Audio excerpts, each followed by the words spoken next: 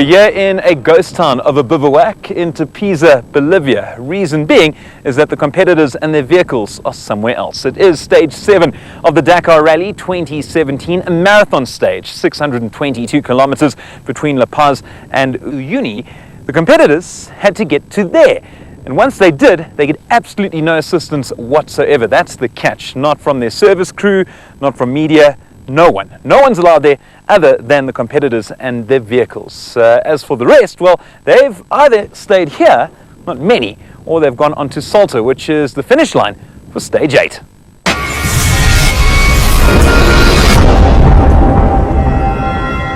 With so little racing having taken place over the last few days, let's just look back at stage 5, which was won by Sebastian Loeb and Daniel Elena, while Toyota Gazoo Racing South Africa's Janelle de Villiers and Dirk van Zitsewitz finished in 10th place.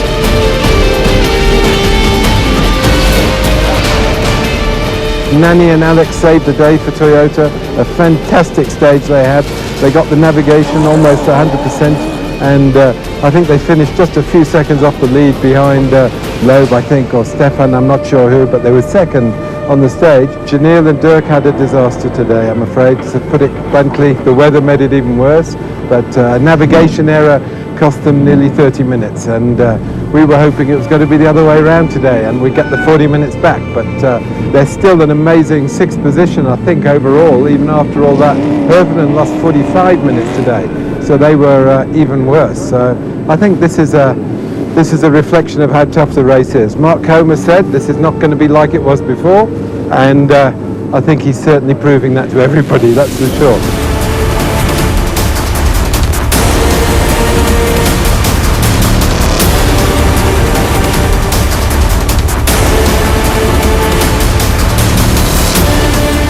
On to stage 7, where de Villiers and van Zitsewitz bounced back brilliantly in Uyuni. And the purpose of the marathon stage is really to get the crews to try and race within the limits of what the stage allows. So someone like Janelle, who's on the back foot and really chasing hard at the moment, has to push, but he has to push within the limits of both himself and the mechanics of the vehicle. Because if he breaks it, there's no one there to fix it except himself. And that's really where the challenge lies, is to push but not break. Janelle went off, he was chasing down the Peugeots, he had a fault the stage, he posted a time that was just 3 minutes and 33 seconds behind the leading Peugeot, which was Stefan Peterhansen.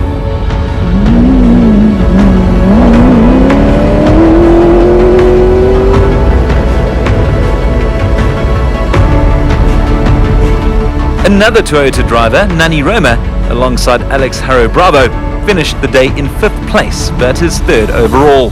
Nani Roma had a slightly less successful stage than Janelle. He lost 2 more minutes than Janelle did. He was 5 minutes and some seconds behind Peter Hansel. But the key thing here is that the Toyotas were racing at high altitude, which really doesn't suit the normally aspirated engines that well. The Peugeots are turbocharged, so they tend to do much better at high altitude.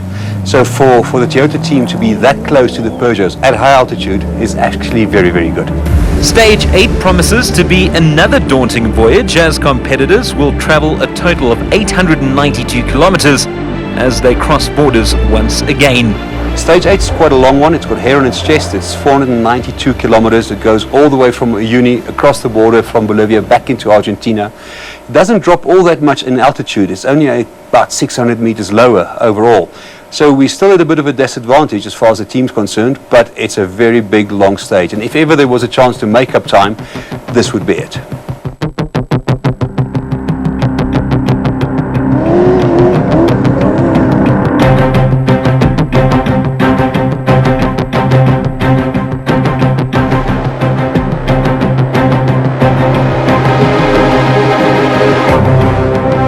Undoubtedly, the unsung heroes of the Dakar Rally are the mechanics, the men and women who work tirelessly behind the scenes to ensure the battered vehicles are always up and running by the start of every stage. Let's meet the team at Toyota Gazoo Racing South Africa.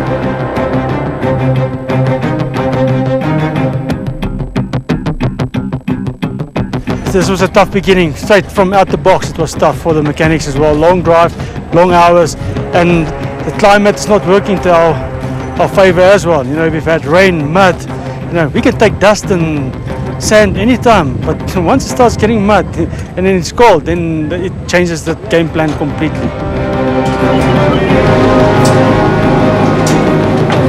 Normally the cars will be at the bivouac about 6 o'clock, start working until normally about 11, 12. Some nights you get it where you go all-nighter, but that's okay, we're used to it.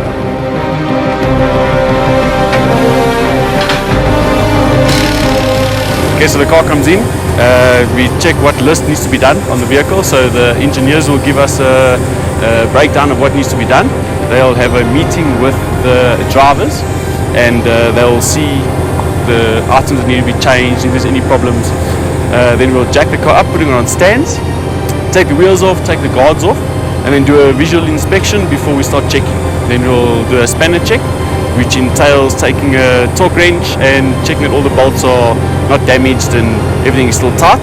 Every bolt and nut's got to be checked, the gearbox is got to be checked, suspension's got to be checked, and this is the last time that you've got the chance to do like proper details basically for the rest of the week that's lying forward. Sunday was the official rest day of the Dakar Rally 2017, which gave competitors and assistants alike the chance to explore the Bolivian city of La Paz. La Paz is dizzying in every aspect, not only for its altitude of 3,660 meters, which makes it the highest capital in the world, but also for its quirky beauty. It is a city unlike any other.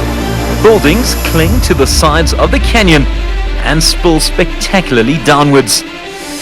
Although Sucre remains the judicial capital, La Paz, Bolivia's largest city and center for commerce, finance and industry, is the governmental capital and has morphed into one of Latin America's fastest growing cities. One of the immediate landmarks of La Paz is the Mi Teleférico, which simply means my cable car. It's an aerial cable car urban transit system which opened in 2014 to address a number of transport problems within the city. Currently 3 lines are in operation and 7 more are in the planning. At 10 kilometers in length, Phase 1 was considered to be the longest aerial cable car system in the world upon its completion in 2014. And Phase 2 will extend the system length by some 20 kilometers. The first 2 lines, red and yellow, connect La Paz with the neighboring city of El Alto. The network currently consists of 10 stations. Mi Teleférico is the first rapid transit network to use cable cars as the primary mode of transportation. La Paz must be savored over time, not only to acclimatize to altitude, but to experience the city's many faces. Wander at leisure through the alleys and lively markets, chat to the locals, or simply take in the delicious street food. It may not be one of the more famous cities in South America, like a Rio de Janeiro or a Buenos Aires, but it is certainly worth visiting.